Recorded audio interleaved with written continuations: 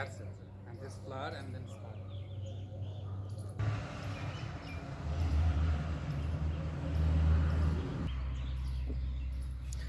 Hello children. So today I'm going to discuss something. I will be talking only about beautiful things, beauty and the effect beautiful things have in our life. The effect which beautiful things have in our life is eternal happiness. It gives us eternal happiness. And it's all about, today we are going to talk about the poem of a flamingo book, that is A Thing of Beauty is a Joy Forever. And this poem is composed by John Keats. So John Keats himself was a romantic poet, and this poem, Thing of Beauty is a Joy Forever, is called a poetic romance. So here we need to discuss that what was the romanticism, what was that romantic era. So children, I want to tell you that the entire English literature has been divided into in different eras and different period and different times. And the time when this poem was written, that was immediately after the French Revolution. So the whatever the literary work was done in that period is called romantic era, and that's why the poets of that time, they are called the romantic poet.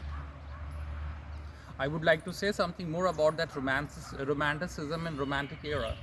So romanticism, also called as romantic era, was an artistic literary, musical and emotional revolution that originated in Europe towards the end of 18th century and was its peak in some of the part of the world approximately from 1800 to 1890. And this romanticism was characterized by its emphasis on individualism and emotions, as well as glorifying past and nature. So this is something we have discussed about romantic era and romanticism. Now let us talk about this poet called John Keats. What I like him the most, not only I, the entire world loves him and adore him so much, that he died at the age of 25. Only he lived for 20 years, 25 years. And in that brief period, his works are so much loved and admired throughout the world. So John Keats was born in London in 1795 and he died in Rome in 1821 at the age of 25 from tuberculosis. His poetry is characterized by imagery, by sensual imagery in his most famous work in the form of series of odes. This particular poem is an excerpt from his poem Endymion, which was a poetic romance and that was written in 1818, and that poem is considered to be an epic poem. So here, children, we have discussed what is called romanticism, romantic era, and something we have discussed and talked about the poet John Keats. So let us talk about the poem now. Initially, I would say something in a very brief about the entire poem, which I'm going to do now. And after that, having done that, I will try to explain the poem chapter, this stanza wise and the paragraph wise. So this poem, A Thing of Beauty. So a Greek legend happens to be the basis for this poem, A Thing of Beauty. In this legend, a shepherd by the name Endymion had a vision of Cynthia, the moon goddess. This youth makes a resolution to go after her and seek her. In this quest, he wanders through the forest and under the ocean. In the poem, the poet tells us that the beautiful things bring immense delight and pleasure. The poet further explains that the God's creation give us happiness and beauty. All the things around us, all the beautiful things around us give us enough reason to be happy in life. Furthermore, he explains the brave soldiers' stories which bring inspiration and enthusiasm in our life. Beauty can come in many forms. Beauty is like a heavenly tonic.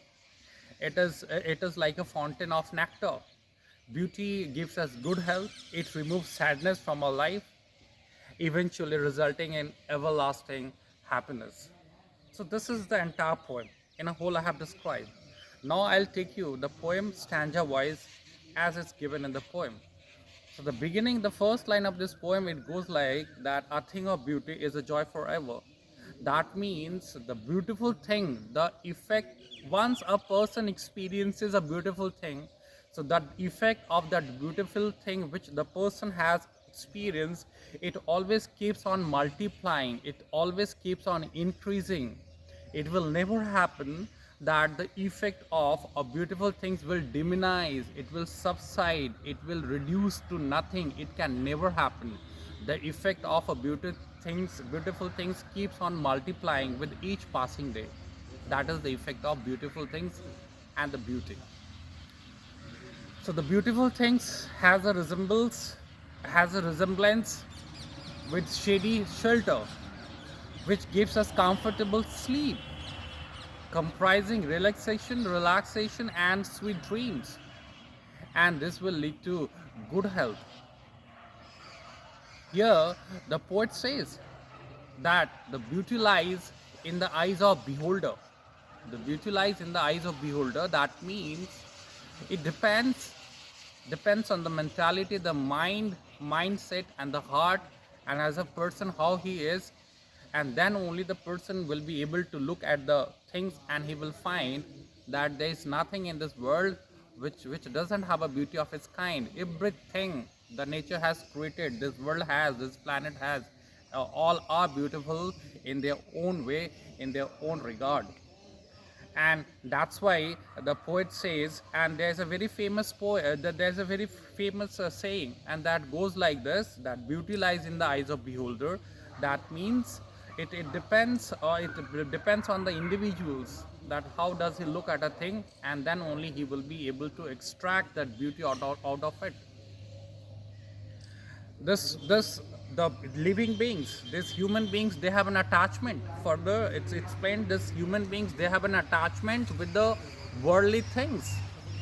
So this attachment is has a resemblance of flowery wreath, and these things, these his attachment makes him connected with the materialistic things, and he goes on in search of, he keeps on earning money, he keeps on having a lot of bank balance, and in the entire, what happens, he misses out and he forgets to enjoy the eternal happiness that comes from the beautiful things. And that's why this attachment to this materialistic thing is something which keeps a person away and aloof, and he's not able to enjoy the eternal happiness that comes from different beautiful things which we have all around us. The furthermore says, poet says, and because this attachment with the materialistic things, this world has a lot of negativity, hatred, and greed. And the poet says our life becomes full of gloom and sadness because of this negativity. Now the poet says this negativity can be, the feelings of the negativity can fade away. The vibes of negativity can be reduced, can be replaced with the beautiful things which are all around us. And that's why these beautiful things are nothing, it's all about positive things. So that is how we can replace the negativity and the negative thoughts from our minds, from our actions and behaviors, by giving place of these beautiful things in our life. Further the poem moves on, and here the poet goes on giving making a list of number of things. So though John Keats has given the list of just few objects and natural things of this earth, but that doesn't mean that only these things have the beauty in them. Everything has beauty of their own. So the poet says the sun, talks about the sun. Sun is the ultimate source of energy, and it gives us energy. The poet also talks about moon, the beauty of moon and the natural beauty of the trees. The poet also talks about the daffodils flowers, which enhances the loveliness and the greenery of the nature. The poet also talks about the presence of some of the animals like sheep, which make our nature go and live, become more lively. There is an example of flowing streams. So the flowing streams, they give refreshment and cooling effects in the summer months.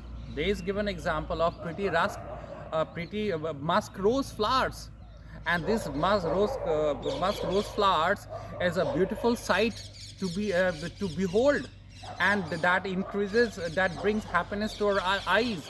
So these are some of the things which the poet has talked about. Now the poet goes on further, talking about that the inspirations and the motivation we can draw, we can take, we can get from the brave stories of the soldiers. Here I would say that recently at the China borders, 20 of Indian soldiers, that they got martyred. They got martyred saving our nation from the foreign invasion. And these stories has inspired the 1.3 million of the Indian populations, and it will keep on inspiring in years to come. So even we can draw a lot of inspirations from the brave stories of soldiers who risk their life, who sacrifice their life to protect others. And we are coming to the end, we are drawing close to the end of the poem, and here the poet says that the beauty is like a fountain of immortality that is bestowed upon us by God. These all the beautiful things make life worth living, and they make us believe, in the goodness, and that is how we must keep on believing in goodness and keep on living our life with positivity and with a lot of positiveness. So this is all about the effects and what beautiful things can do to a person's life, to a society, for a country, and for a continent.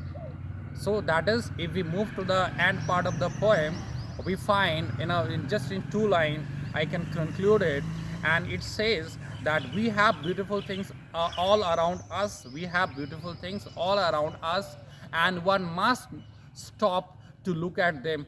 One must stop to reflect at the beautiful things, and they must stop for a second to feel and to get that eternal happiness, and one must cherish these beautiful things. So that was the beautiful poem, children.